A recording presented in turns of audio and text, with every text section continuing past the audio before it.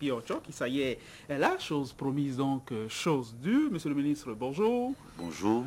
Nous recevons quelqu'un, un survivant, un compagnon de lutte, de fortune ou d'infortune du grand camarade de lutte, le président Mathieu Kérékou. Vous êtes une personnalité historique, quelqu'un qui chez nous parlera pour l'histoire, en tout cas ce matin. Monsieur le ministre, à nouveau, bonjour, comment allez-vous? Bien, grâce à Dieu, je vous remercie. Nous allons faire un peu d'histoire ce matin, monsieur le ministre Ocho, d'abord avec le professeur d'histoire que vous avez été, mais néanmoins témoin de l'époque que nous évoquons ce matin, le 26 octobre 1972, que doivent retenir les plus jeunes du 26 octobre 1972, quelles étaient les circonstances? Ce que notre jeunesse doit en retenir, et le rappel des circonstances de cet événement. Pour rester dans la logique de la chronologie, commençons par les circonstances. Le 26 octobre 1972, je me souviens très bien, c'était un peu après 13 heures, un jeudi. Je me rendais avec un ami pour déjeuner quelque part avant mes cours de l'après-midi au lycée technique Koulibaly, lorsque dans toutes les rues où on passait, j'ai entendu de la musique militaire et quelque temps après, la proclamation présentée à la nation par le chef de bataillon Mathieu Kérékou. Il ne s'est pas présenté comme tel, mais je connaissais l'homme, j'ai reconnu sa voix, parce que j'ai eu la chance et le plaisir de faire sa connaissance et de le fréquenter même un peu, déjà en 1969. Donc, j'ai eu connaissance ainsi que le régime du Conseil présidentiel venait de tomber et que les militaires, dirigés par le commandant Mathieu Kérékou, venait de prendre le pouvoir. Mais j'ai été surtout particulièrement intéressé par d'abord l'analyse critique du régime du Conseil présidentiel telle qu'elle était présentée dans la proclamation et par la mention à la fin de la proclamation de cette formule « Vive le Dahomey, vive la Révolution ». Alors, vive la Révolution pour le jeune professeur que j'étais, formé dans le mouvement étudiant, dans la foi et la conviction dans les idées progressistes, anticolonialistes et anti-néocolonialistes, dans la foi des convictions anti-impérialistes. Pour nous, j'appartiens à cette catégorie de jeunes intellectuels à l'époque qui étaient convaincus, persuadés que l'Afrique est un continent sous domination étrangère et que pour que nos États se développent, aillent de l'avant, prennent en main et assument la plénitude de leur destinée politique dans les conditions de l'indépendance et de la souveraineté réelle, il fallait se soustraire à la domination étrangère. Par conséquent, étant un membre d'une organisation de jeunesse à l'époque, comme il y en avait beaucoup, la mienne c'était la LNJP, la Ligue nationale de la jeunesse patriotique. J'en étais membre du bureau directeur national. J'étais directeur de publication de son journal Jeunesse patriotique. Cette proclamation a suscité un espoir et un enthousiasme extraordinaire. Nous avons immédiatement, je dirais, flambé pour ça.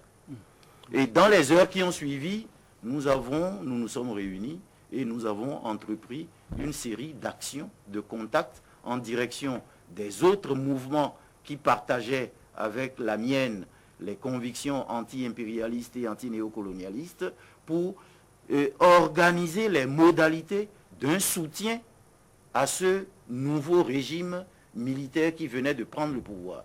Ces concertations ont abouti, puisque dans les jours qui ont suivi, le GMR, le gouvernement militaire révolutionnaire, a bénéficié d'un soutien massif, quasi unanime, de toutes les forces démocratiques qui animaient le mouvement associatif à l'époque. Oui, est-ce que c'était simplement des motifs idéologiques qu'on peut d'ailleurs comprendre? C'était la tendance à l'époque. Est-ce que c'est simplement des motifs plutôt idéologiques qui ont justifié votre engagement aux côtés du GMR?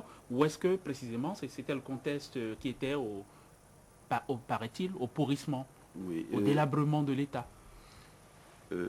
La réalité, c'est que le conseil présidentiel que nous avons vu se former à la suite de l'annulation des élections de 1970 et à la concertation entre les anciens présidents et l'équipe des militaires du directoire dirigé par le colonel de Souza à l'époque. Ce régime-là était le pire des régimes qu'on avait connus dans les formes diverses et variées de combinaisons, de conjugaisons, des forces politiques qui animaient la vie politique nationale à l'époque. Donc, ce qu'on a appelé le monstre à trois têtes. Et ce gouvernement, ce triumvirat, qui a été démarré par le mandat du président Maga, avait déjà fait la démonstration de son incapacité à gérer la vie politique nationale, à gérer l'unité nationale, à gérer la stabilité politique et la paix sociale dans le pays. Et c'était un régime de compromission au superlatif. Donc, je pense que l'état d'esprit général qui prévalait, c'était que ce régime était mauvais et qu'il fallait qu'on en soit débarrassé. Vous comprenez que si c'est dans ces conditions-là que le gouvernement militaire révolutionnaire qui a fait cette proclamation, aux yeux de l'opinion publique, dans le sentiment, dans le cœur et l'esprit des Béninoises et des Béninois, des Dahoméennes et des Dahoméens à l'époque, avait fait œuvre de salubrité politique nationale, en prenant le pouvoir.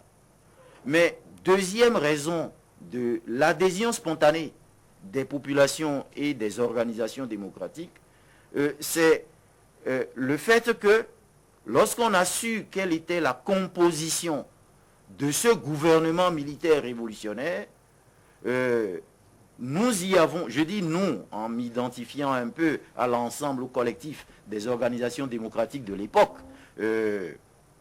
nous avons vu à travers ces jeunes officiers-là des Béninois patriotes, soucieux de l'intérêt national, soucieux d'améliorer la gouvernance du pays et surtout d'entreprendre une gouvernance fondée sur des principes et des valeurs éthiques qui jusque-là avaient été totalement et constamment foulés aux pieds. Voilà la raison de cette adhésion, de cet engouement populaire. Ce n'est pas pour des raisons idéologiques. Wiener, lorsque vous parlez d'idéologie, excusez-moi, mais vous sortez là un vieux cliché. On a l'impression que l'idéologie est quelque chose de négatif. Mais l'idéologie, c'est le propre de l'espèce humaine.